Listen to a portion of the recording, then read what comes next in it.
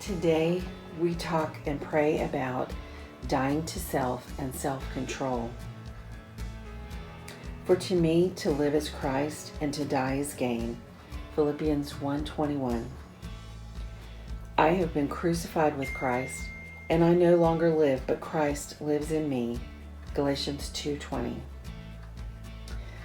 Well, if anything in us has to be a God thing, this is it.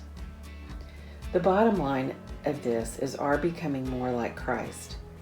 As we're doing that, our lives reflect Him and His love, and our worship and service to Him flows out of His presence in us.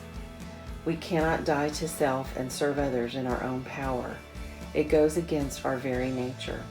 For we have to be totally sold out to the Lord and be willing to let Him change us every day into a truer likeness of Him. No personal freedom is worth breaking fellowship with God, and none is worth causing a brother or sister to stumble or a lost person to turn away from God.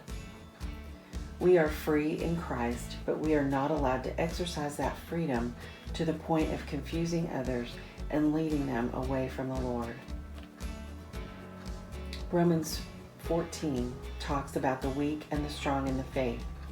We have a responsibility to one another that will sometimes require us to set aside our own rights to protect someone of weaker faith. In your prayer time today, ask God to show you any area of your life that needs to be crucified with Him. Ask Him to show you anything that might be causing someone to be confused about who God is. It may be something very obvious. It may be something so subtle that you would not have given it a second thought. Thank God for the freedom you have in Christ. Ask Him to help you share the good news of that freedom from all kinds of bondage with someone who needs to hear it.